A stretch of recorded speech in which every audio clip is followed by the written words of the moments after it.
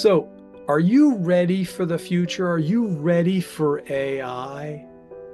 Hi, this is Dr. Stephen Kirch of Profit Minds, and we have an AI preparedness survey for you. The questions that we ask are things like, how often do you use AI? Do you use it every day? Do you continue to learn new things about AI and how you could use it? Do you have all the technology pieces that you need?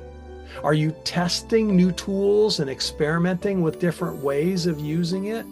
What about AI innovations? Are you staying up to date on all of those things? Do you continue to learn and think about how to use AI responsibly?